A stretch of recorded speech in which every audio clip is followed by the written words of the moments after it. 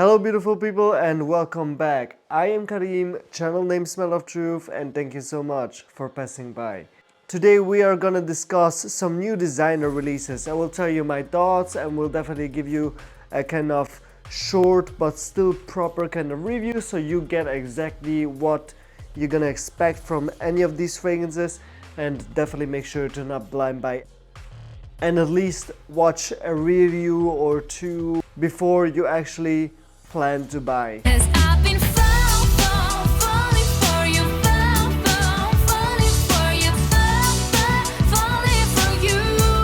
Let's just get started with the first one. Paco Rabanne Invictus Victory Elixir.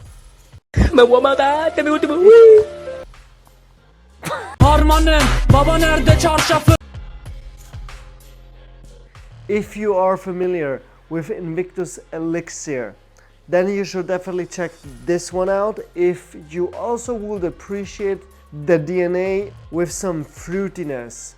It smells a bit like the OG Elixir, but then together with some freshness, with some fruitiness, with a tropical vibe, actually more synthetic. To me, like a kind of mixture of Phantom and Elixir. At first, I really thought this is a boring release. It smells very generic, but it has a good likability. For someone that digs niche fragrances the most, sometimes it can be hard, have to be honest, it can be hard to judge a fragrance properly and kind of with a neutral mindset. So at the beginning I was struggling because I thought this is a basic and boring release. After trying it multiple times, also hearing some comments here and there about the fragrance, kind of people that are not used to smelling a lot of niche fragrances and are not into this hobby kind of, you know. After that, I actually think this is a good release. So I feel like if you are a younger guy or if you just want to smell kind of younger, still dark and mysterious yet playful, you should check this one out. This has a playful and a dark mysterious kind of vibe. The dark mysterious vibe comes from the Elixir, comes from Victory. It also has some gourmand edges to it, and the playful, fruity syntheticness comes from Phantom. This is just what I get. In general, I would say Paco Rabanne uses the kind of fruity DNA in a lot of their fragrances, so it feels like the kind of fruity, tropical Paco Rabanne kind of DNA, you know what I mean? Personally, I see this one the best clubbing, date nights, whenever you go out in the evening. I feel like this is very good for the evening, as actually cold spring summer days, or just in general just night out clubbing date night kind of scent. The performance on this one is actually quite good, projects really good, it leaves a good sillage, and you get a longevity of around 9 hours. Speaking of synthetic, I tried this specific fragrance and honestly, I'm not surprised that I dislike it, because I hate the eau de toilette. Azzaro wanted eau de parfum. As you can see, I gave it a chance though. I really kind of tried to understand this fragrance, but it just doesn't work. Every flanker of the Wanted line is actually a banger in my opinion. You cannot go wrong with Wanted by Night, with the Most Wanted, and also not with the Most Wanted Parfum though. They all three are actually great releases in my opinion. But Azzaro Wanted Eau de Parfum on my skin is really a big synthetic mess. It smelled like freaking piss on my skin.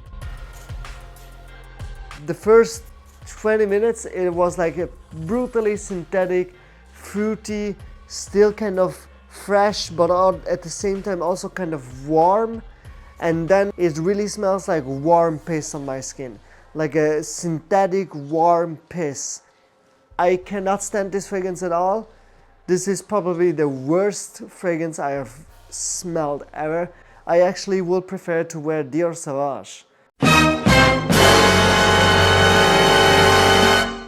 instead of this big headache and big mess. Just doesn't work for me.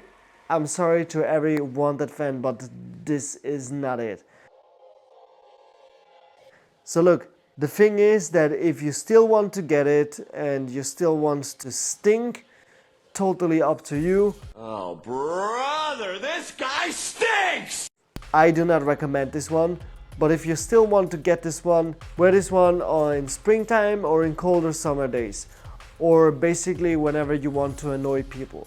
If you buy this, do me a favor and do not wear this around me.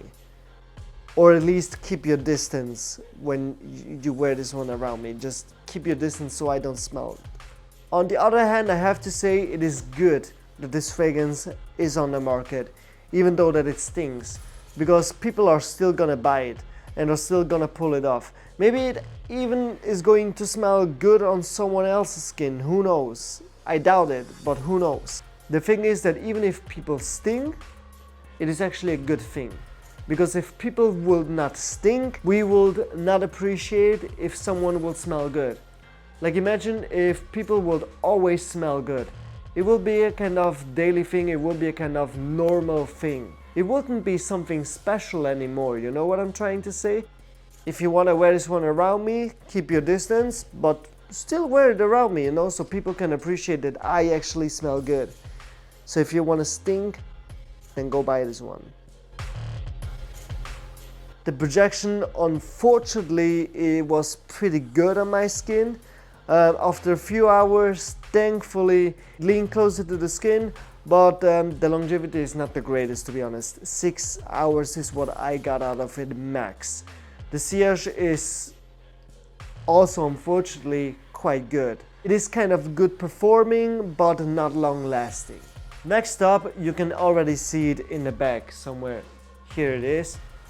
I bought a bottle of it, but I didn't film my unpacking of this one yet. At first I wasn't sure if I want to get this one or not, but after trying it multiple times, and also I went through a couple of samples of this one, and also kind of got what I always do is, if I not understand this fragrance or if I'm not sure, I always ask people in my life that are around me, best friends, girlfriend, family, what they think about it and how they experience the fragrance, to kind of find a bit of inspiration.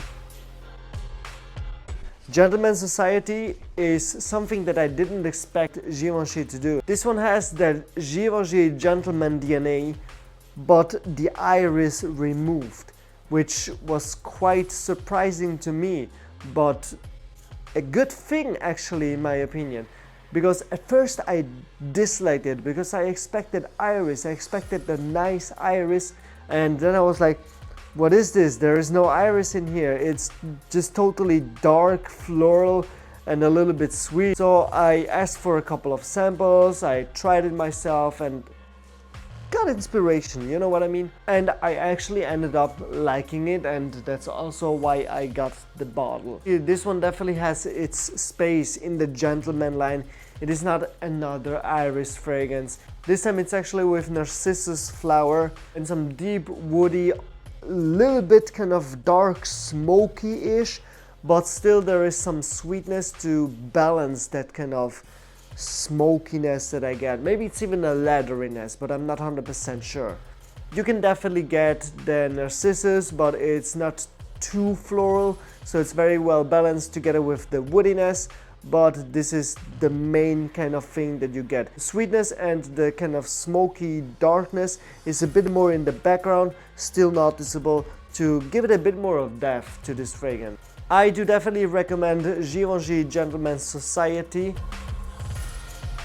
I recommend this one for fall, maybe even winter. Definitely night out, but not clubbing, more kind of date night, cozy date nights. You go out in the evening or on colder days. But I definitely see this one more in fall than in wintertime. I feel like it's not deep enough for wintertime. Unless you're not really into deep fragrances, then you can definitely pull this off also in wintertime. The projection is good for the first 2 hours. After that it leans closer to the skin. The sillage is actually quite good, and longevity on my skin I got a maximum of between 7 and 8 hours. I do really like this one, and it definitely has its space, you know what I mean? If you enjoy watching this video, I would really appreciate if you would leave a subscribe to the channel. Give this video a thumb up and maybe leave a comment down below with which fragrances you want me to review next. So you all know how much I dig my cherries, guys. I really love cherries. Not only the smell, not only the taste, also how the cherry looks, you know what I mean? Really appreciable, actually. Everybody's been real nice. Well, that's because you have big jugs. Tom Ford Electric Cherry and Cherry Smoke. I had samples of this one and I wrote down my thoughts when reviewing it, gave it a couple of wearings. At Milan at the Essence, I gave the samples to Andrea from Curly Sense. Both fragrances have that cherry DNA from Lost Cherry, but it does not feel really like Lost Cherry. Electric Cherry is more a kind of fresher spring summer kind of cherry with some ginger, with some more freshness, some slight greenness in my opinion. The cherry was sweet but at the same time still a little bit sour on my skin, but it was very likable. I really love Electric Cherry actually, and I feel like Tom Ford actually did a great thing with that. But unfortunately, when it comes to performance, I do not see much worth in it. Oh yeah, baby. Oh yeah, baby. This is exactly the point where I do not see the worth on getting a full bottle of this one anymore. Even though I really dig the scent, I might just look after another alternative, not a clone, just an alternative that have a kind of fresher cherry-ish vibe. Longevity is really like 4 to 5 hours max. The projection is close to the skin. The CH at least is okay though. The CH at least is okay, but the rest of the performance is disappointing in my opinion. In general, I made the experience that maybe of 2 or 3 exceptions, Tom Ford fragrances from the private blend tend to not really last a long time, especially not the cherry line now. I'm out of here. Cherry Smoke from Tom Ford is really a cherry fragrance with some smokiness, with some smoky, dark, mysterious kind of depth to it. I really enjoy it. I like it. I also would consider getting a full bottle of that one, but the thing is, again, that the performance isn't great. The performance on Cherry Smoke is actually better than on Electric Cherry. It doesn't lean as close as Electric Cherry, it actually pushes a little bit more. Projection is better, but still not great. The longevity is maybe 6 hours, and the CH is good though, I have to be honest. I personally am still fighting with the thought on getting any fragrance from the cherry line. I really like all 3 cherry fragrances from Tom Ford, but if a fragrance doesn't last very long, I do not see a lot of value picking up a 50 ml for 300 bucks. You know what I mean?